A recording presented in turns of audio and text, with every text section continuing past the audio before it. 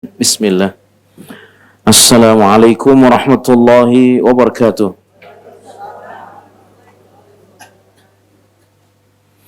Innal hamdalillah nahmaduhu wa nasta'inuhu wa nastaghfiruhu wa natubu ilayh. Asyhadu an la ilaha illallah wahdahu la syarika lah. Wa asyhadu anna Muhammadan 'abduhu wa rasuluh alladzi la nabiyya wa la rasula ba'da. Qauluhu ta'ala يا أيها الذين آمنوا اتقوا الله حق تقاته ولا تموتن إلا وأنتم مسلمون يا أيها الذين آمنوا اتقوا الله وقولوا قولا سديدا يصلح لكم أعمالكم ويغفر لكم ذنوبكم ومن يطع الله ورسوله فقد فاز فوزا عظيما فإن أصدق الحديث كتاب الله وخير الهدي هدي محمد صلى الله عليه وسلم وشر الأمور محدثاتها وكل محدثة بدعة كل بدعة ضلالة كل ضلالة في النار. Bapak Ibu yang Allah muliakan, alhamdulillah kita bersyukur kepada Allah Subhanahu wa taala pada pagi hari ini kita dikumpulkan dalam keadaan sehat walafiat bertepatan dengan 15 Sya'ban ya. Semakin dekat Ramadan, mudah-mudahan Allah sampaikan kita ke bulan Ramadan. 6 bulan orang-orang salih mendoakannya agar dipertemukan dengan Ramadan. Ya, begitu rindu mereka, begitu menginginkan berjumpaan dengan Ramadan. Ada 2 orang bersaudara datang ke Madinah menemui Rasulullah sallallahu alaihi wasallam dan mengucapkan 2 kalimat syahadat dalam waktu bersamaan, adik kakak. Kemudian mereka beribadah seperti sahabat-sahabat yang lain hingga ada satu perang, mereka ikut perang. Salah satu dari mereka mati syahid. Ada yang mati syahid. Ya. Tinggallah saudaranya. Kemudian dia pun meninggal setahun berikutnya. Jadi selisih setahun. Dia meninggal. Suatu hari atau suatu malam ada seorang sahabat bermimpi. Di dalam mimpinya dia melihat orang berbondong-bondong masuk surga. Ternyata ya, yang lebih dulu masuk surga dari 2 bersaudara, termasuk yang dia lihat masuk surga itu adalah 2 bersaudara. Ternyata yang lebih dulu masuk surga yang meninggal belakangan. Ya, dia bukan mati syahid, dia meninggalnya bukan syahid. Ya. Justru yang mati syahid meninggalnya masuk surganya belakangan. Nah, itu sahabat penasaran apa arti dari mimpinya. Ya, dia heran. Kemudian dia bertanya kepada Rasulullah sallallahu alaihi wasallam tentang rahasia mimpinya. Apa yang kalian herankan, kata Nabi? Apakah kamu heran karena yang mati syahid masuk surganya belakangan? Iya. Mestinya lebih dulu masuk surga karena mati syahid. Ya. Tapi yang meninggalnya biasa-biasa saja, lebih dulu masuk surga. Jawaban Rasulullah SAW, bukankah yang meninggal belakangan itu Allah kasih kesempatan bertemu dengan bulan Ramadan. Ya, memang dia tidak syahid, tetapi Allah berikan kesempatan baginya bertemu dengan bulan Ramadan yang tidak lagi dirasakan oleh saudaranya yang mati syahid. Ya, itulah nikmat bertemu dengan bulan Ramadan.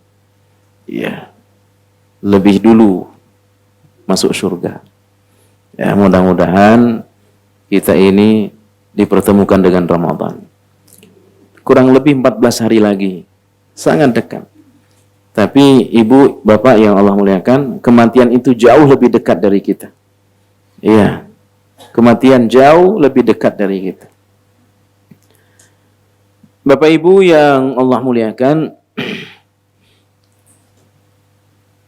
disebutkan ya tentang nikmat umur ini, ya, bahwa sebelum saya masuk materi ya, bahwa orang yang paling baik di antara kalian adalah orang yang paling tua, tapi rajin beribadah. Di sini yang paling tua siapa, Bu, Pak? Ada yang udah 70? 70 ya, ya. 80 ada. Nah, itu yang 80 insya Allah lebih dulu masuk surga. Ya. Tapi ada syaratnya. Ya. Khairukum man tala umruh wa hasuna amaluh. Orang yang paling baik di antara kalian itu adalah orang yang paling tua dan paling baik ibadahnya. Ya, paling tua. Itu kata Nabi. Ya. Ya, kita masuk materi, kita berdoa ya tadi mudah-mudahan Ramadan Allah pertemukan kepada kita. Kalau Ramadannya pasti datang, tapi kita ketemu itu rahasia Allah. Ya. Materi kita hari ini adalah antara musibah dunia dan musibah agama. Bapak Ibu yang Allah muliakan, di dalam Al-Quran dan hadis-hadis Rasulullah sallallahu alaihi wasallam bahwa manusia ini dilahirkan oleh Allah untuk diuji. Ya. Di dalam Quran surah Al-Mulk Allah katakan, "Alladzi khalaqal mauta wal hayata liyabluwakum ayyukum ahsanu amalan." Ya. Itu tujuan Allah menghadirkan kematian dan kehidupan. Ya, untuk kita diuji oleh Allah. Ya. Dan musibah itu bagian daripada ujian. Ya, atau ujian itu bagian daripada musibah. Ya. Nah, tujuannya adalah siapa yang paling baik dari Al-Mulk ayat 2. Siapa yang paling baik amalnya dengan melewati ujian tersebut. Ya. Siapa yang paling utama amalnya, yang paling baik amalnya setelah dia melewati ujian itu. Dan kita bisa lihat itu, Bu, Pak, di dalam surah Al-Mulk itu Allah mendahulukan kata mati daripada kata kehidupan. Itu ada rahasianya. Agar kita banyak mengingat mati. Ya, alladzi khalaqal mauta wal hayata liyabluwakum ayyukum ahsanu amala. Dialah Allah yang menciptakan kematian dan menciptakan kehidupan untuk menguji kalian siapa yang paling baik amalnya. Ya. Nah, yang paling baik amalnya bukan yang paling banyak. Ya. Bukan yang paling rajin, bukan. Tapi yang paling baik itu kata para ulama dalam tafsir Mukatsir, siapa yang paling ikhlas dan siapa yang paling cocok dengan sunnah Nabi. Nah, itulah amal yang paling baik itu dua standarnya. Yang pertama apa tadi? Siapa yang paling ikhlas, dan sesudah dia ikhlas siapa yang paling sama, yang paling mendekat kepada ibadah Nabi kita Muhammad sallallahu alaihi wasallam. Ya, itu standarnya dua tuh. Ya, siapa yang paling ikhlas, siapa yang paling mendekati. Ya, karena itu ada orang yang sholat 60 tahun tapi satu pun sholatnya nggak diterima sama Allah. Ya, kalau usianya 70 tahun berarti ya baru 60 tahun juga sholatnya. Nah, kalau usia kita baru 50 berarti kita sholat ini dianggap oleh Allah baru 38 tahun, kan dipotong masa balik 2 tahun. Nah, ini ada orang, Bu, Pak, sholat 60 tahun. Udah 60 tahun sholat. Tapi satu pun sholatnya nggak diterima sama Allah. Hanya lelah. Itu soal apa? Itu soal contoh. Ikhlas. Kita tidak bisa mengukur keikhlasan seseorang. Ya, tapi kita bisa mengukur cara sholat orang itu rukuknya sesuai Nabi apa tidak. Cara sholat orang itu sujudnya sesuai sujud Nabi apa tidak. Begitulah sebabnya kenapa sholatnya 60 tahun satu pun tidak diterima oleh Allah. Ya, satu rakaat pun tidak ada yang diterima oleh Allah. Kenapa? Rukuknya benar, sujudnya tidak benar, atau sebaliknya. Maka inilah tujuan kita dicipta oleh Allah. Ada kehidupan, ada kematian untuk diuji. Ya. Nah, Ibu bapak yang Allah muliakan, sepanjang kita hidup di dunia ini tidak pernah lepas dari ujian, pasti siapapun kita. Ya.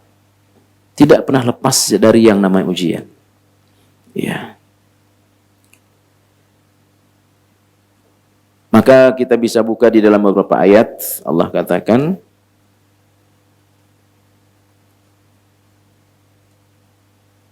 surah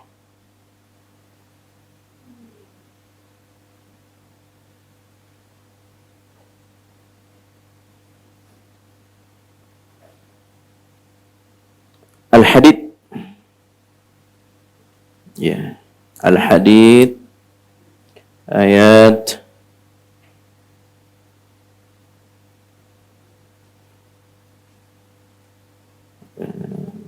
surah berapa lah, Ibu? Ma asaba min musibatin fil ardi wala fi anfusikum illa fi kitabim min qabli an nabra'aha. Surah Al-Hadid ayat 22. Al-Hadid ayat 22. Ya. Allah katakan, ma asaba min musibatin fil ardi wala fi anfusikum illa fi kitabim min qabli an nabra'aha inna dzalika 'ala Allah yasir. Ya. Lanjutan ayatnya 23, bentuk-bentuk ujian, bentuk-bentuk musibah. Ayat 23-nya. Bentuk musibah itu ada dua. Ya, bentuk musibah yang Allah berikan kepada kita ada dua. Allah katakan, likai la ta'saw ala ma fatakum wa la tafrahu bima atakum. Ada musibah yang membahagiakan. Ada musibah yang membuat orang sedih. Dua-duanya disebut musibah. Ya. Jadi jangan dianggap musibah itu sesuatu yang membuat orang sedih semata, bukan. Ya, musibah itu ada kalanya kekayaan, naik jabatan, naik pangkat. Ya, itu musibah. Sehat, sebagaimana sakit juga musibah. Ya, kaya musibah, miskin juga musibah. Ya, diterima kerja musibah, PHK juga musibah. Nah, ini musibah. Itu apa tujuannya itu? Itu jelas ayat 23. Ketika kau naik, engkau tidak sombong. Tidak terlampau bahagia. Kenapa? Itu bukan karyamu. Bukan karena engkau hebat. Itu dari Allah. Ya, ketika kau turun, Ya, itu juga bukan karena engkau dihinakan oleh Allah, bukan. Ya, bukan Allah hendak menjatuhkan, bukan. Engkau jangan terlampau bersedih, kata Allah. Ya, bisa jadi ada orang-orang yang diangkat derajatnya oleh Allah dengan hal-hal yang tidak mengenakkan. Ya, kita bisa buka dalam kitab Riyadhus Shalihin pada bab Fadluz Zuhdi, ya, bab keutamaan zuhud dan anjuran untuk menyedikitkan dunia. Keutamaan zuhud dan anjuran untuk menyedikitkan dunia. Ada seorang sahabat diutus ke Bahrain untuk mengambil harta jaminan namanya. Berangkat sahabat ini, ya, nanti dibuka dalam kitab Riyadhus Shalihin, ya, bab keutamaan zuhud dan anjuran untuk menyedikitkan dunia. Berangkat, pulang bawa emas banyak, bawa emas, ya, bawa uang banyak, harta jaminan. Ya, tiba-tiba ada sahabat mengharapkan, menginginkan fai itu dibagi. Ya, aku tahu keinginan kalian, kata Nabi. Lalu Nabi katakan, mal faqru akhsha minkum. Aku tidak takut kalau umatku miskin. Ya, aku tidak takut kalau umatku miskin, kata Nabi. Tapi aku takut kalau umatku kaya. Subhanallah. Ya. Aku tidak khawatir kalau umatku miskin. Nabi nggak khawatir. Tapi beliau khawatir kalau kita sudah jadi orang kaya. Maka dua-duanya itu ujian, Bu, Pak. Dua-duanya itu ujian. Kekayaan itu ujian, miskin juga ujian. Berapa banyak orang yang tadinya dekat dengan Allah ketika dia miskin, rajin sholat tahajud, waktu utangnya banyak, ya Allah, berikan saya kekayaan, berikan saya harta yang cukup, saya ingin bayar utang, ya Allah. Dekat sama Allah. Tapi ketika dia kaya raya, mulai sombong. Ada nggak yang begitu? Di sini nggak ada kan? Di sini nggak ada. Di sini insya Allah orang baik semua. Nah, ya, ini kata Nabi, Bu, Pak. Ya. Jadi ketika menjadi pejabat di satu perusahaan naik terus, bisa-bisa dia sombong. Tapi ketika di PHK, ya Allah, dekat sama Allah. Ya Allah, doa, ya Allah, berikan, ya Allah. Macam-macam, semua bentuk dia sampaikan. Ya, dua-duanya ujian. Subhanallah. Ya, dua-duanya ujian. Ya. Sehingga Bapak Ibu yang Allah muliakan, tidak ada yang bisa lepas dari ujian, tidak ada. Ya. Nabi Sulaiman diuji oleh Allah dengan apa? Jadi raja. Ya, istrinya banyak. Berapa istri Nabi Sulaiman, Bu? 199, ya. Satu malam dia datengin. Satu malam dia datengin tuh istrinya semua. Dan saya datengin semua istri saya, semua akan hamil. Satu malam, hamil masal. Bukan nikah masal, bukan, hamil masal. Tapi satu pun nggak ada yang lahir, nggak ada yang hamil. Coba, satu pun nggak ada yang hamil. Ya. Itu ujian. Kaya raya, takluk kepada Nabi Sulaiman apa ini? Semut, binatang-binatang bisa bicara. Kaya raya, mati masuk surga. Itu Nabi Sulaiman. Nabi Nuh, subhanallah, Nabi Nuh istrinya kafir, anaknya kafir, disebut oleh orang banyak gila. Coba, tenggelam tuh Kan'an di hadapan Nabi Nuh langsung. Gimana nggak sedih Nabi Nuh? Ya, gimana nggak sedih Nabi Nuh? Ya, anaknya tenggelam di hadapan dia. Coba. Seorang anak mengalami satu musibah, apapun akan dilakukan oleh orang tua. Asal anaknya senang. Betul? Betul tidak, Bu? Itu kita rasakan dari ibu saya, dari orang tua kita. Ya. Saya datang dari kampung, ya merengek-rengek pingin kuliah ke Jakarta. Orang tua nggak punya duit. Ternyata, ya saya baru tahu orang tua ngutang duit ke orang. Ngutang duit waktu saya mau jaga. Ya Allah, itulah yang dilakukan oleh orang tua kita. Ya, tanpa sepengetahuan saya, biar saya tidak malu. Ya, itulah yang dilakukan oleh orang tua kita. Ya, bagaimana tidak sedih Nabi Nuh tuh? Ya, bagaimana tidak sedih? Kan'an tenggelam di hadapan dia. Tapi Nabi Sulaiman jadi raja, kaya raya. Subhanallah. Ya, nah, mungkin di antara kita juga sama ini. Ya, mungkin ada orang yang sedang mohon maaf terlilit hutang. Mungkin ada yang sedang susah nagih utang. Kan kadang-kadang begitu. Waktu ngutang aja berani. Bila mau bayar, diblokir nomor orang. Ya, betul tidak? Ya Allah, dia yang paling keras dia. Oh, kamu gitu banget sih nagih utangnya. Ya Allah. Ya.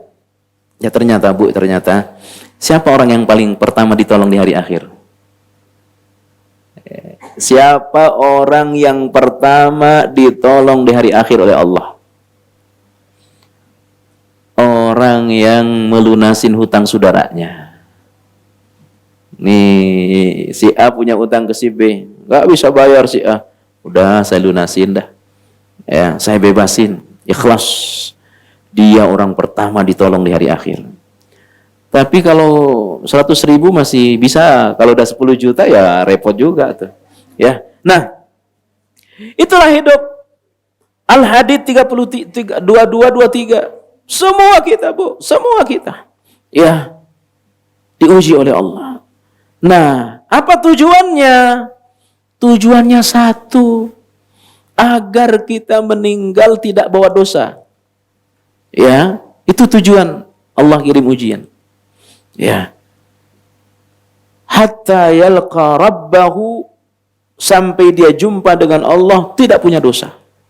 Ya, ada yang diuji orang tuanya, ada yang diuji usahanya, ada yang diuji pasangannya, ada yang diuji anaknya, ada yang uji dirinya. Ya, kok saya gini banget ya Allah. Berat banget ujian saya, berat banget ya Allah. Ya, itu Allah punya tujuan. Apa tujuannya tadi, Bu? Agar kita menghadap Allah tidak punya dosa. Ya. Makanya kenapa sakaratul maut itu berat. Ya. Jangan dikira itu kok ahli ibadah proses meninggalnya berat ya. Belum tentu dia itu susah, Bu. Kalau kita baca saya lama kan baca kitab Tazkirah itu di Al-Hujjah itu. Ya. Ada orang, Bu, Pak, proses kematiannya berat. Ya, kok ahli ibadah berat ya? Bu, Nabi waktu meninggal itu sakit seperti dialami 2 orang. Itu proses meninggalnya Nabi itu. Beliau sakit luar biasa. Sampai Fatimah nangis ngelihat Nabi. Apa Nabi dihina oleh Allah? Tidak. Nabi manusia terbaik. Tapi proses meninggalnya berat. Ada ulama rajin puasa, ibu rajin puasa. Sekarang kan rata-rata ayamul bid, betul? Ya, rajin puasa. Belum tentu, Bu, proses meninggalnya mudah. Ya, rajin sholat tahajud, rajin sedekah. Proses meninggalnya susah. Itu apa kira-kira tujuannya, Bu? Allah ingin bersihkan ibu dari dosa. Sehingga menghadap Allah tidak punya dosa. Tapi yang kita harapkan itu adalah waktu kita meninggal tidak dikuasai syaitan. Nah, itu ada doanya, Bu, Pak. Sudah hafal belum doanya? Doa meninggal tidak dikuasai syaitan. Ya, wa ayyatakhabbatani asyaitanu indal mauti. Itu penggalan doa dari doa yang panjang. Allahumma inni a'udzubika minat taraddi wal hadami wal gharaqi wa a'udzubika ayyatakhabbatani asyaitanu indal mauti. Hafalin tuh doa. Ya. Nah, mau Ada grupnya nggak? Kirim aja biar waktunya sempit ini. Ya, dikirim aja ya. Tolong dikirim aja. Doa agar tidak dikuasai syaitan ketika meninggal. Ya, nanti saya kirim. Tolong nanti dikirim ya. Dibagi-bagi ya. Ini penting. Jadi belum tentu ada orang ahli ibadah proses meninggalnya mudah, bisa jadi susah. Allah punya tujuan agar orang ini menghadap Allah tidak punya dosa. Ya. Nah, yang berikutnya Allah sebutkan Quran pada surah Al-Isra.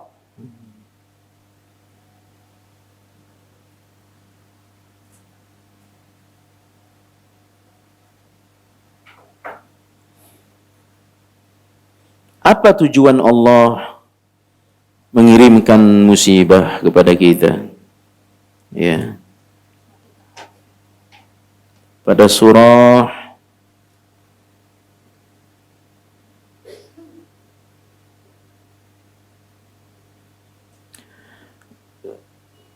Al-Isra 59. Al-Isra 59. Itu tujuannya. Ya, kenapa ada banjir? Kenapa saudara-saudara kita di Aceh, di Sumatera Utara, di Jakarta beberapa pekan yang lalu di mana-mana banjir. Saya ceramah di sini Ahad pekan ketiga, waduh ketahan banjir di ITC. Ya, ketahan cukup lama. Kenapa ada orang, mohon maaf, stroke, mohon maaf, mudah-mudahan kita tidak ya. Kenapa ada orang sakit keras? Kenapa orang, ya, itu apa tujuannya? Kita bisa buka Al-Isra 59. Ya.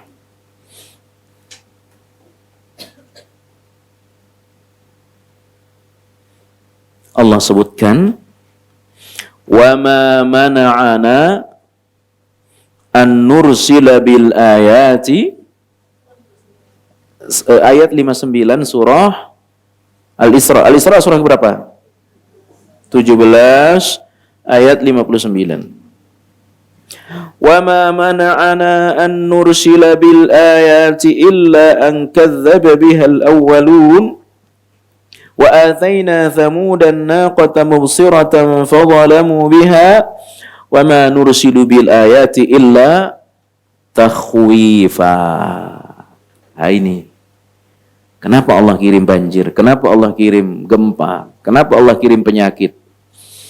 Ya, tujuan utamanya yang sifatnya umum, ya, untuk menghadirkan rasa takut kepada Allah. Illa takhwifa. Ya. Agar kita takut kepada Allah. Kembali kepada Allah. Sadar siapa kita ini. Ya. Sehebat-hebatnya kita, dalam waktu sekejap semua berubah. Ya. Maka tidak pantas bagi kita untuk mengangkat diri, meninggikan diri, menyanjung diri, bangga diri. Tidak pantas. Sangat sebentar saja kalau Allah berkehendak berubah keadaan kita. Ya. Dan orang, Bu, Pak, meninggal dalam keadaan meninggikan diri akan disiksa oleh 7 lapis tanah. Ya, hadis sahih. Ya. Siapa meninggal dalam keadaan meninggikan diri, bangga diri, bahasa kita sombong, meninggal belum bertobat dengan keadaan seperti itu, apa yang terjadi? Disiksa oleh 7 lapis tanah, oleh 7 lapis bumi. Ya. Kenapa? Kita ini nggak ada apa-apanya dibanding Allah. Dalam waktu sekejap dirubah semua oleh Allah. Dan itu bisa terjadi. Sebagaimana waktu sekejap Qarun berubah, tenggelam dengan hartanya. Ya. Sebagaimana dalam waktu sekejap Fir'aun tenggelam di laut merah, orang sebut, ya, setelah dipukulkan tongkat oleh Nabi Musa. Dalam waktu sekejap. Ya. Sama dengan saya, sama dengan kita. Ya. Ya, yang barangkali kita ini kurang takut sama Allah. Kita kurang takut. Akhirnya diuji oleh Allah. Saya uji kamu. Tujuannya, kembalilah engkau kepada aku. Jangan terlalu jauh meninggalkan aku. Ya. Jangan terlalu jauh melupakan aku.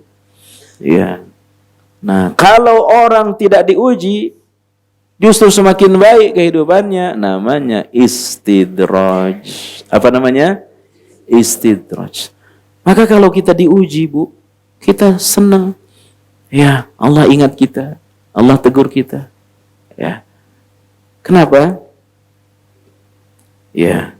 Allah katakan Quran surah Ibrahim. Ya. Allah katakan pada Al-Quran surah Ibrahim,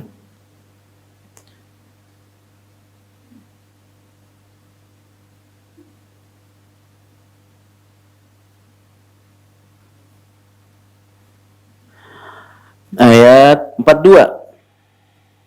Surah Ibrahim surah keberapa?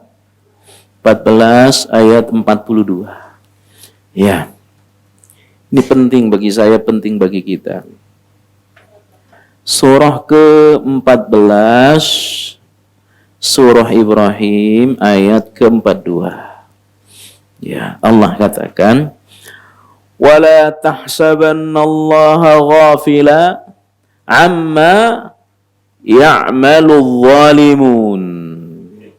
Innama yuakhiruhum liyaumin tashkhasu fihil absar." Ya. Subhanallah. Jangan sekali-kali kalian mengira Allah lalai kepada dosa-dosa kalian. Ya.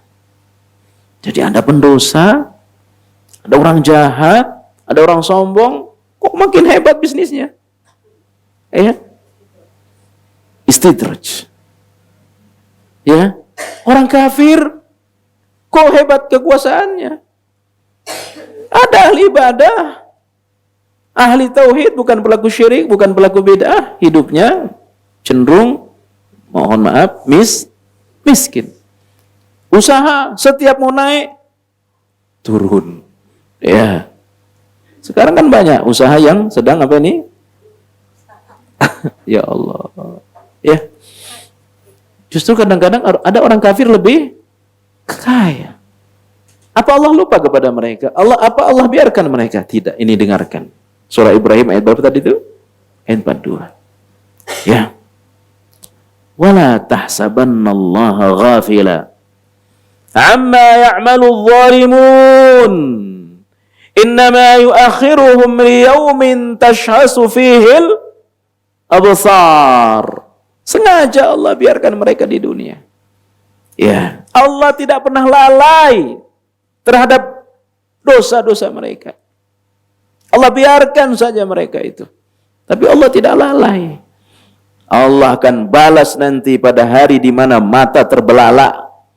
Mereka akan mendapatkan balasan ujian yang sangat berat yang mereka tidak bisa menghindar. Kalau ujian dunia kita bisa menghindar. Ya, banyak saudara-saudara kita waktu gempa, waktu tsunami Aceh, tiba-tiba selamat tidak masuk akal. Ya, kita dapat cerita dari Ustadz Dr. Firanda Nirja. Itu dia satu pesawat dengan orang yang selamat. Tiba-tiba dia hanyut. Orang itu hanyut. Cerita beliau dalam satu ceramahnya. Beliau hanyut. Dia pegang pohon, pohonnya lepas. Apa ini dicabut. Tidak ada lagi pegangan. Tiba-tiba ada kasur. Ada kasur. Di atas kasur itu, dalam waktu bersamaan datang binatang-binatang, datang apa macam-macam lah, sehingga dia tidak lagi sekedar takut mati, tapi takut ke binatang juga. Ya, selamat. Artinya apa? Ujian dunia bisa kita lewatin, musibah dunia bisa kita lewatin, seberat apapun. Kenapa? Kita punya Allah. Tapi ujian penderitaan hari akhir nggak ada, nggak bisa kita menghindar. Mau menghindar kemana kita? Ya, Mau menghindar kemana di hari akhir? Maka itulah yang dialamin oleh orang kafir. Ya, sengaja Allah biarkan mereka dengan kezalimannya. Mereka menduakan Allah. Ya, kaya mereka, kemudian judi, kemudian mereka zina, minum khamr, ya, sabu-sabu dan sebagainya. Dibiarkan, tambah hebat bisnis mereka. Nih, ingat nih ayat. Allah sedang tidak lupa kepada mereka. Dibiarkan oleh Allah untuk apa? Nanti biar mata mereka terbelalak. Nah, adapun kita ini begitu kita mulai jauh dikit sama Allah, segera diuji oleh Allah, dikirim penyakit. Untuk apa? Segera kita sadar untuk menambah rasa takut kita. Surah apa tadi? Al-Isra berapa tadi? Ayat 59. Ya. Kita diuji oleh Allah. Kita bisa bukan Quran surah As-Sajadah. Ya. Quran surah As-Sajadah.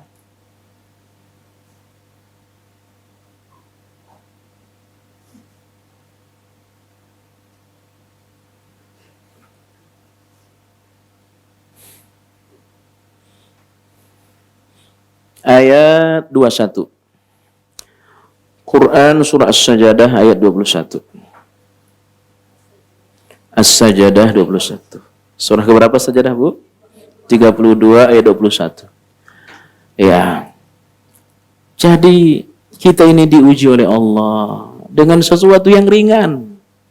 Apapun itu, Bu. Apapun itu. Yang namanya ujian dunia itu ringan. Ya, menjadi berat karena iman kita yang masih lemah. Ya, iman kita belum hebat, dapat ujian. Akhirnya kerjaannya ngeluh. Padahal apa kata Allah? Ya, Allah sebutkan Quran, la yukallifullahu nafsan illa. Itu kan kita hafal itu ayat. Tapi kalau diuji Allah, ya.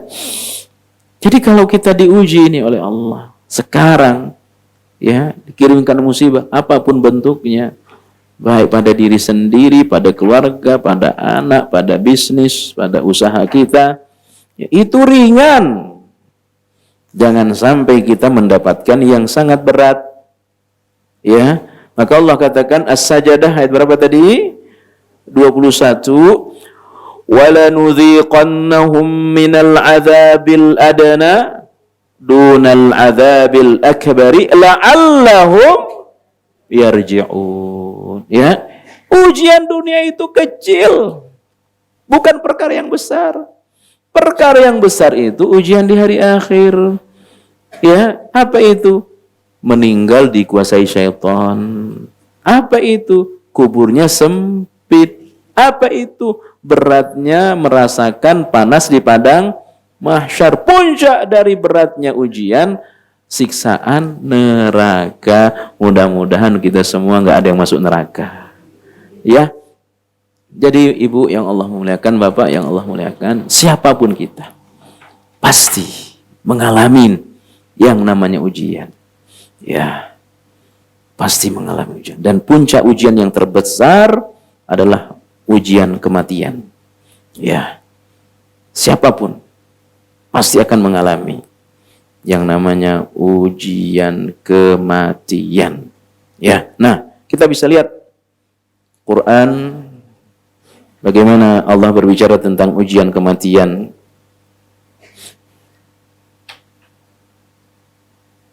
Pada surah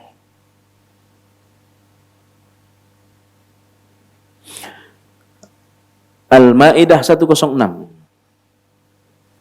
Al-Maidah 106. Surah 9 ya. Bu Ayu tersesat nih. Ya. Nyesatin saya lagi. Ya. Allah sebutkan Quran, fa'asabatkum musibatul mauti. Inilah ujian yang paling berat dalam hidup kita. ujian kematian. Ditinggal oleh orang-orang yang dicinta, orang tua, ya, orang-orang yang ada di sekitar kita. Tapi ternyata, Bu, Pak, kata ulama, ada ujian yang lebih berat dari ujian kematian. Apa itu? Melupakan kematian. Tidak bersiap untuk hidup sesudah mati. Ya. Itu kata ulama. Ya. Melupakan kematian. Nah, sehingga ibu yang Allah muliakan, bapak yang Allah muliakan, ujian yang sifatnya dunia itu semuanya ringan. Ya. Musibah yang sifatnya dunia semua ringan. Yang berat adalah musibah agama. Ya. Yang berat adalah musibah agama. Apa makna musibah agama? Disebutkan, musibah agama adalah ketika seorang lebih condong terhadap dunia ketimbang hari akhir. Itu musibah. Ya, karena ini kebiasaan orang kafir. Allah sebutkan Quran surah Al-Qiyamah. Ya, sebentar.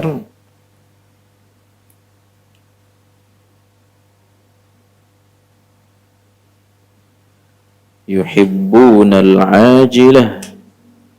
Sebentar, takut saya salah, Bu. Quran surah Al-Insan 27. Ya. Al-Insan 27. Jadi saya ulangi lagi, semua musibah yang sifatnya musibah dunia itu ringan. Yang berat itu adalah musibah agama. Ya, yang berat itu musibah agama. Apa yang dimaksud dengan musibah agama? Apa cirinya? Apa tandanya? Kata ulama, ketika seseorang lebih condong terhadap dunia ketimbang hari akhir. Itu bentuk musibah agama. Ketika orang lebih condong terhadap dunia ketimbang hari akhir. Dan ini kebiasaan orang kafir. Al-Insan ayat berapa tadi? 27. Ya. Al-Insan 27. Yuhibbunal ajilah wa yadharunal akhirah. Ini kebiasaan orang kafir. Ya. Yuhibbunal ajilah wa yadharunal akhirah. Orang-orang kafir itu senangnya yang sekarang, mengabaikan yang akan datang. Ya, itu orang kafir. Orang kafir senang yang sekarang, mengabaikan yang akan datang. Yang akan datang apa, Bu? Pak? Akhirat. Ya. Yang akan datang itu akhirat. Nah, kita kan insya Allah tidak. Kita ini datang karena mikir hari akhir. Betul, Bu, ya? Kalau kita mikir enaknya dunia, ngapain ibu duduk di karpet tipis? Mendingan di rumah kasur, di atas sofa, ngomong cucu, betul tidak? Ya, nonton apa? Ya Allah. Ya. Tapi kan karena ada dorongan, ada daya tarik, kita datang ke sini. Daya tarik apa? Daya tarik akhirat. Ya. Ya. Adapun orang kafir, ya Allah, ya, yuhibbunal ajilah. Maka kita bisa lihat juga dalam Quran surah Al-Mursalat. Surah Al-Mursalat. Ya. Allah sebutkan surah Al-Mursalat ayat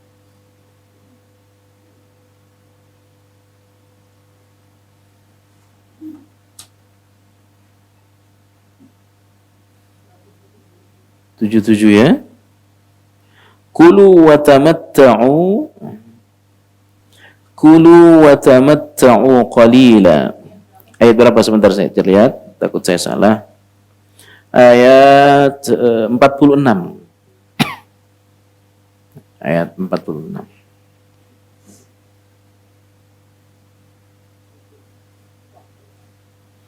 Kulu wa tamatta'u qalila. Makanlah dan bersenang-senanglah kalian. Qalila, tapi itu semua sedikit. Ya, tapi semua sedikit. Mau makan apapun sedikit. Ya. Apa perbedaan makanan dunia dengan makanan hari akhir? Selamanya. Senikmat-nikmatnya, Bu. Ibu sekarang lagi musim apa? Duren. Ya. Ya udah, sekarang musim duren. Enak pakai apa? Campur apa? Ketan. Kalau saya campur ketan, campur kopi. Ya, tiba-tiba dikasih, nggak usah banyak-banyak lah. 4 aja, 4 ini. 5 kilo nggak usah banyak-banyak. Baru sekilo aja udah bosan kita. Mabok. Itulah sifat kenikmatan dunia Allah. Ya. Nikmat, tapi kalau sudah kenyang, udah selesai, nggak ada nikmatnya, betul Bu ya? Ya, sudah selesai. Ya, ini sama Mas Arif disuguhin banyak, paling makan 2 udah selesai. Ya, sisanya bawa pulang aja. Subhanallah. Itu bedanya. Kenikmatan hari akhir nggak bosan. Ya, kenikmatan hari akhir nggak ada bosannya. Ya, apapun di dunia, apapun. Ya. Seganteng-gantengnya kita nih laki-laki, ya udah umur 70 selesai, Pak. Ya, jangankan 70, ya Allah. Berapa? 50 aja udah. Ya, ya Allah. Di surga ada pasar Jumat.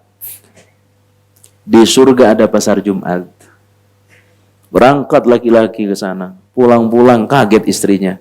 Kok abang tambah ganteng? Hadisnya begitu. Ya. Makanya kata Allah, Quran surah Mursalat ayat berapa tadi itu? Kulu wa tamatta'u qalila. Ya. Silahkan kalian makan apapun di dunia, bersenang-senanglah kalian di dunia. Tapi ingat itu sedikit. Itu sedikit dibanding dengan hari. Nah, ini yang sedikit kadang-kadang saya sombong. Ini sedikit kadang-kadang kita makan mahal dikit, ya Allah. Belum makan, update status, betul tidak? Ya, itulah dunia. Ya, kadang-kadang padahal sedikit. Nah, itu yang pertama. Kata ulama, ya musibah agama itu adalah ketika orang condong terhadap dunia ketimbang akhirat. Ya.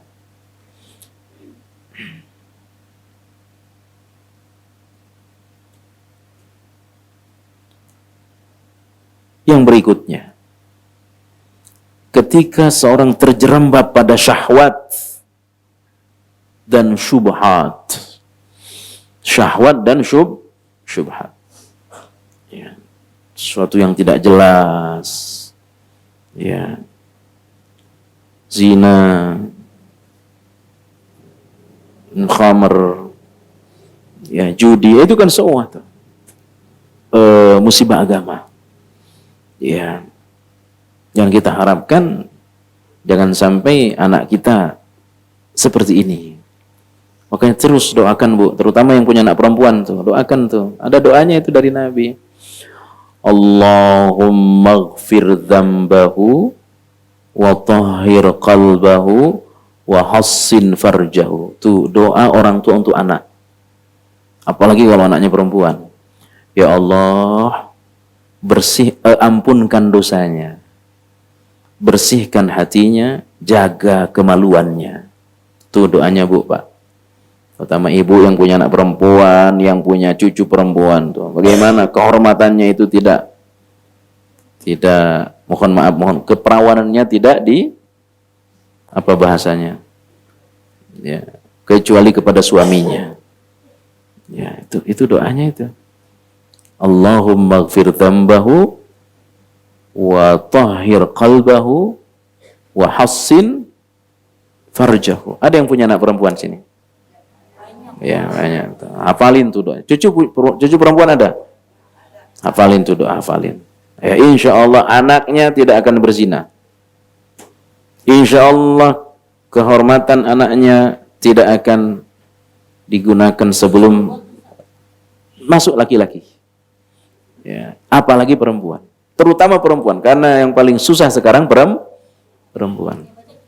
Orang tuanya, orang tua baca untuk anaknya, untuk Allahumma ighfir lahu, Allahumma ighfir dzambahu.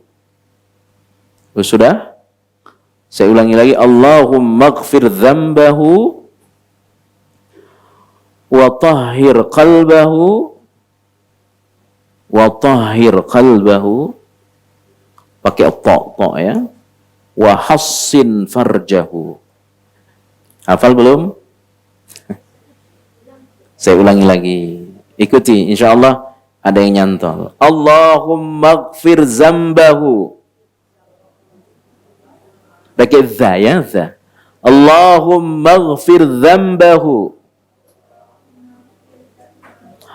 wa tahhir qalbahu, wa tahhir qalbahu wa hassin farjahu, wa hassin pakai shad. Allahumma ighfir dzambahu wa tahhir qalbahu wa hassin farjahu. Allahumma ighfir dzambahu. Tulis saja ya.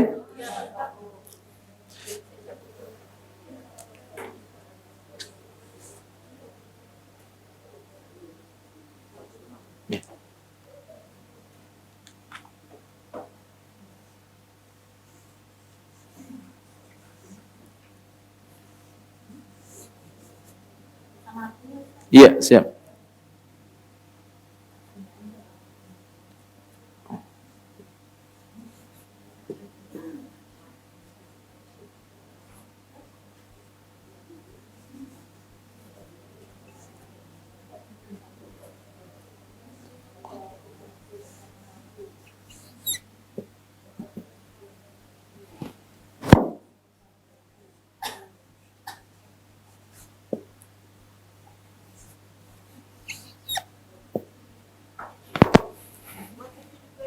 Sama semua.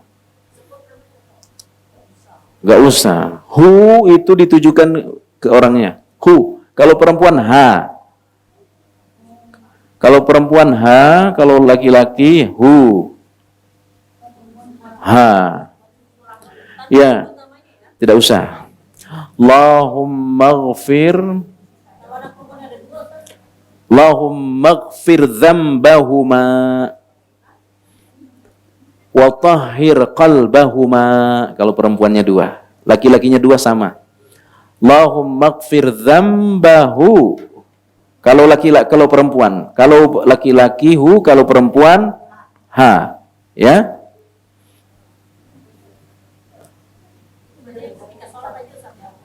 Waktu sujud boleh. Waktu sujud ya. Wa tahhir qalbahu. Kebaca nggak Bu? Wa hassin farjahu. Ya. Nah, kalau perempuan diganti ke ha. Ya, diganti ha. Kalau dua huma. Ya. Huma. Kalau laki-laki hu, kalau perempuan ha. Artinya ya,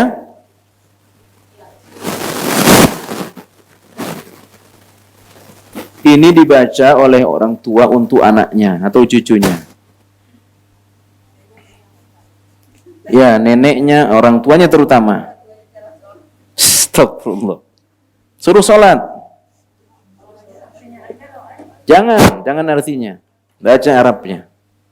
Ampunilah dosanya.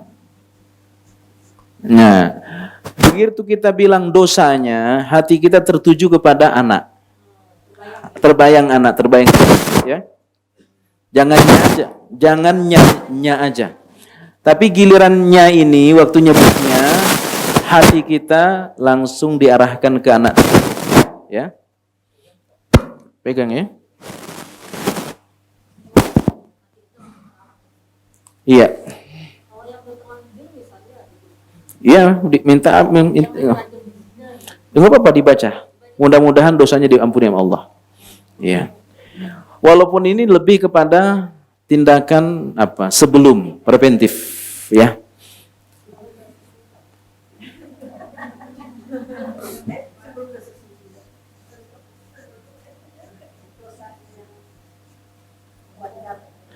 Bersihkan hatinya ini lebih kepada agar dia lembut, hormat ke orang tua, ini beradab, ya. Nah, ini yang ketiga, untuk menjaga kemaluannya dan jaga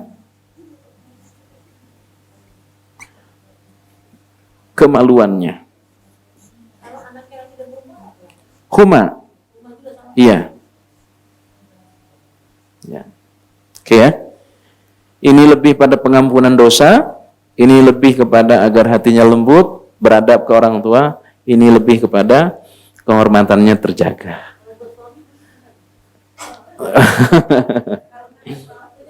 Kalau nggak ada suami, nikah lagi, ya.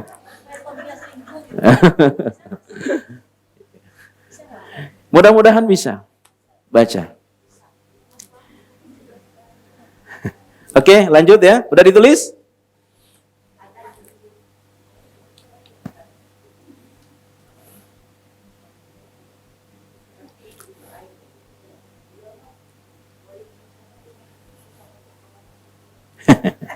Jangan buka di sini.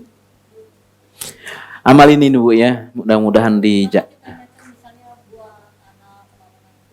boleh. Ya. Semua. Jadi ini doa ini keluar dari Rasulullah saat ada seorang laki-laki menemui Rasul SAW. Ya Rasul, saya ingin berzina dengan seorang perempuan.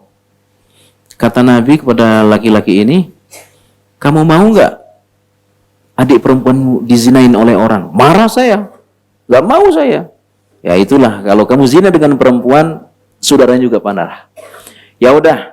Nggak usah dengan saudaranya, dengan ibunya aja. Ini sahabat ini bilang ke Nabi, saya ingin zina dengan ibunya saja ya Rasul.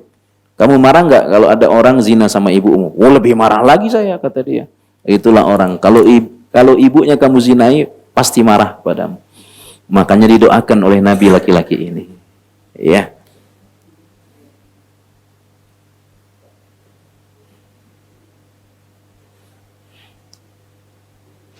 Lanjut ya, udah selesai ditulis biar kita lanjutkan materinya. Masih ada waktu ya? Masih ada ya? Ya.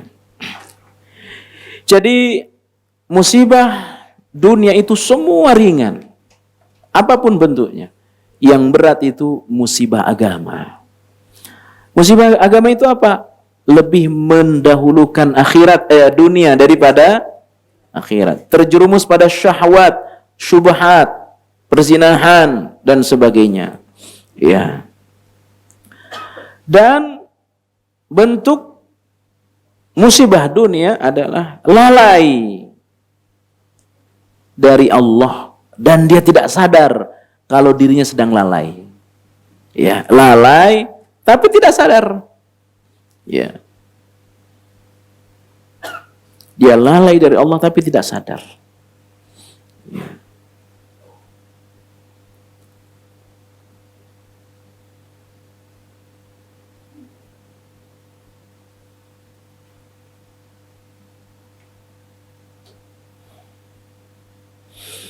Oleh karenanya Rasulullah SAW meminta kepada Allah agar tidak diberikan ujian dunia, agar tidak dijadikan bukan dunia, agama sebagai musibahnya. Itu doa Nabi. Ya. Wala taj'al musibatana fi dinina wala taj'alid dunya akbari hammina. Ya Allah, jangan jadikan musibah kami terhadap agama, jangan jadikan musibah terhadap agama kami dan jangan jadikan dunia sebagai tujuan utama kami. Ya. Itu penggalan doa Rasulullah SAW. Ya. Jadi, orang kalau diuji dunia itu biasa. Sebagaimana kita juga diuji. Saudara kita diuji di mana? Banyak banjir sekarang, banyak longsor. Itu hal biasa saja. Ya, hal biasa di dunia ini. Sebagaimana kita juga mengalami ujian dengan bentuk yang berbeda. Tapi yang tidak boleh terjadi adalah jangan sampai kita dapat musibah agama. Ya. Berat. Nah, apa penyebabnya, Bu? Kenapa orang diuji oleh Allah? Terutama dalam bentuk ujian dunia ini. Ya. Yang pertama, karena Allah cinta kepadanya. Ya. Jadi orang diuji, Allah cinta. Ya, Allah tegur. Ya, tetapi juga tidak bisa dipungkirin itu adalah bagian dari hukuman terhadap dosa-dosa yang kita kerjakan. Ya, hukuman. Nah, hukuman itu beda. Ada hukuman sebagai teguran, ada hukuman sebagai azab. Ya. Ada hukuman sebagai teguran, ada hukuman untuk mengangkat derajat, ada hukuman untuk menyiksa. Jadi ada 3 bentuk. Di saudara kita, misalkan seperti di Aceh, mungkin ada yang meninggal. Ada ahli ibadah meninggal. Dia diangkat derajatnya oleh Allah. Tidak boleh lagi dia hidup di tengah orang jelek. Bisa jadi. Yang kedua, ada yang meninggal, mungkin pelaku syirik, mungkin pelaku bid'ah. Allah hukum dia dengan apa? Tidak diberi lagi kesempatan Allah untuk bertaubat. Ya, makanya sama dengan kedudukan mati mendadak. Mati mendadak itu bagi ahli ibadah itu kasih sayang Allah. Tapi bagi pelaku dosa itu azab. Kenapa azab, Bu, Pak? Allah tidak lagi memberi kesempatan kepadanya untuk bertaubat. Nah, membedakannya dilihat dari kehidupan sehari-harinya. Ya, karena seseorang itu dinilai dari yang tampak. Nahnu nahkum bizzawahir. Kami menghukumi orang sesuai yang tampak. Ya. Kalau yang datang ke sini nih mati mendadak, insya Allah itu kasih sayang Allah. Tapi kalau yang mati mendadak itu, mohon maaf, orang-orang yang ngumpul di mana tadi? Ya, itu kurang lebih itu azab. Ya, sedang di tempat maksiat, tempat judi, meninggal, itu mati mendadak, ya itu azab. Itu azab. Allah tidak ngasih kesempatan kepada dia. Ya, nah, adapun kalau orang baik mati mendadak, itu kasih sayang Allah. Ya, walaupun yang sebenarnya hanya Allah yang tahu. Kita bisa menghukumi dari yang tampaknya. Kita bisa menilai orang ini orang baik. Ya, bagaimana ketika dia berduaan dengan Allah? Ya, kita nggak tahu. Kita menilai yang zahirnya, yang tampaknya. Orang yang senang datang ke pengajian, kita bisa nilai orang baik. Apapun niatnya, kita nggak mungkin tahu apa niat orang. Ya, tapi saya yakin niat kita semua baik ini. Tapi kalau orang datang ke tempat joget-joget, ke tempat senam, waduh, bisa kita ukur nggak? Kita bisa nilai nggak itu orang baik? Ya, tempat joget, karaoke, bisa dihukum nggak itu orang baik, Bu? Nggak bisa. Paling tidak kita nggak seneng lah sama yang gitu-gitu. Ya, nah, jadi subhanallah. Kita tidak bisa menghindar dari yang namanya musibah. Yang harus kita hindari, kita usahakan jangan sampai agama kita yang diuji oleh Allah. Kalau agama diuji oleh Allah, ini berat. Ya, ini berat. Nah, mudah-mudahan kajian kita pada ini bermanfaat. Saya cukupkan. Masih ada waktu sekitar beberapa menit lagi. Mungkin kita bisa sambung dengan tanya jawab. Tapi doa tadi tolong dihafal, menjadi penting. Ya, sampaikan ke anaknya untuk dibacakan kepada anaknya lagi, ya. Silahkan kalau ada yang ingin ditambah. Ustadz mau tanya, kategori orang baik itu apakah memang harus terlihat dia dalam segi agama ya Ustadz ya? Okay. Karena qadarullah ada teman saya gitu Ustadz ya, dia belum pakai jilbab, lalu dia meninggal mendadak Ustaz. Jadi kita tidak tahu apakah dia kategori orang baik atau tidak gitu. Tapi yang jelas dia tidak pakai jilbab dan tidak suka ngaji gitu Ustaz. Cuman kalau dalam pergaulan ya baik-baik saja gitu Ustaz. Bagaimana itu Ustaz? Kategori orang baik itu dua. Menjalankan perintah Allah, meninggalkan larangan Allah. Ya. Apapun niatnya kita kan nggak tahu. Orang kalau sudah sholat, orang kalau sudah tidak menggibah, ya, kalau laki-lakinya senang ke masjid, kalau perempuannya pakai jilbab, itu sudah bisa kita nilai orang baik. Suka datang ke pengajian, kita bisa nilai orang baik. Ya, saya mah nggak usah jilbab dulu lah, yang penting hatinya dijilbabin. Nggak benar tuh, ya, nggak benar. Karena jilbab itu perintah Allah. Ya, yang penting saya sholat dulu. Tiba-tiba ada yang meninggal belum pakai jilbab, juga tidak sholat. Nah, itu su'ul khotimah. Ya, orang nggak sholat. Ya. Nah, adapun ahli ibadah, urusan dia mau riya, itu bukan urusan kita. Tapi kita bisa ngukur. Ya, dia kemana? Oh, dia sudah meninggal. Pantesan nggak kelihatan di majelis taklim al-hujjah. Ternyata dia sudah meninggal. Yang diingat tentang dia oleh orang rajin ke pengajian, rajin duduk di majelis ilmu. Insya Allah kita bisa hukum itu orang baik. Ya, dia kemana? Dia sudah meninggal. Pantesan nggak saya lihat lagi di diskotik. Ya Allah, itu su'ul khotimah. Ya, demikian. Ada yang lain? Silahkan.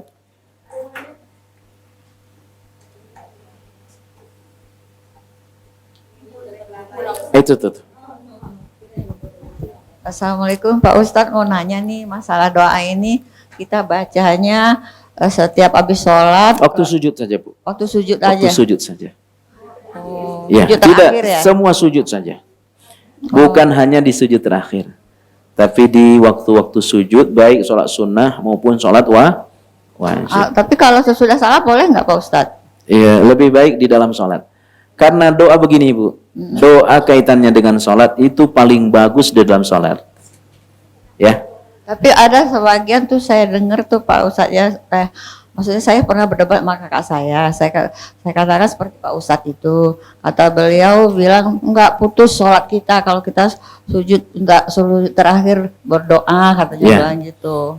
Di antara perintah Rasulullah SAW, sedekat-dekatnya hamba kepada Allah fis sujud, di waktu sujud, fajtahidu fi du'a. Kita disuruh untuk bersungguh-sungguh berdoa di semua sujud. Tapi nggak putus kan sholatnya Pak Ustadz? Tidak ada putusnya, tidak putus. Makasih Pak Ustadz. Demikian. Assalamualaikum. Assalamualaikum warahmatullahi wabarakatuh. Ada yang lain? Silakan. Assalamualaikum Pak Ustadz. Assalamualaikum. Saya mau nanya tentang lalai tadi. Itu udah lalai dalam sholat. Saya itu gini ya, saya itu tidak pernah meninggalkan sholat. Tapi di waktu saya lagi masak, saya itu apa? Saya enggak matikan, saya selesaikan semua baru saya sholat. Biar saya enggak kepikiran. Ya. Gimana itu? Apa termasuk lalai? Jam berapa Ibu sholat zuhur? Jam 1. Ya, tidak termasuk lalai. Oh, enggak termasuk lalai. Lalai itu hampir tiba waktu sholat berikutnya. Oh, gitu. Oh, Ya, itu termasuk lalai. Oh, itu termasuk Ya. lalai. Apalagi tidak sholat, itu tidak usah dibahas. Kalau tidak sholat nggak usah dibahas. Yang dimaksud dengan fawailun itu maknanya dia sholat tapi hampir tiba waktu sholat berikutnya.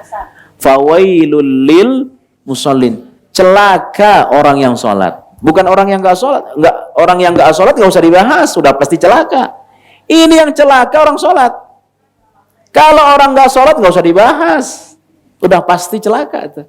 Ini yang sholat. Nah, apa bentuknya? Sholat tapi hampir tiba waktu sholat, hendak masuk waktu sholat berikut. Dia sholat zuhur jam 3. Nah, itu udah lalai itu. Dia sholat isya jam 12 malam, nggak bener. Nggak bener. Sholat isya itu batasnya jam 23. jam 11, paling lambat 11.30. Kalau udah jam 12, udah nggak ada waktu isya Bu, nggak ada. Itu sudah waktu sholat malam. Ya. Kadang-kadang ada ibu-ibu tuh menggabungkan sholat isya dengan sholat tahajud. Itu nggak benar Bu, nggak benar. Ya, sholat isya itu 23.30 udah selesai waktunya.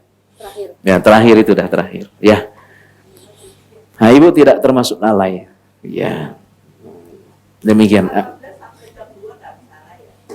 Itu cenderung melambat-lambatkan. Tiba-tiba ibu meninggal jam 1, dosa. Ya, sama dengan yang paling bagus setengah 1. Ini contoh nih ya, ini kaitannya nanti dengan fikih lagi Bu. Ibu sengaja tidak sholat sampai jam 1. Tiba-tiba mau sholat, maaf haid. Tiba-tiba haid, sebentar. Tiba-tiba haid, ibu nggak sholat kan jadinya. Tapi begitu bersih, wajib diganti. Harus diganti sholatnya. Kenapa? Karena ibu sengaja tidak sholat ketika sudah masuk waktu. Tapi kalau haidnya belum masuk waktu zuhur, itu nggak ada sholatnya. Ya. Ada yang lain? Silakan.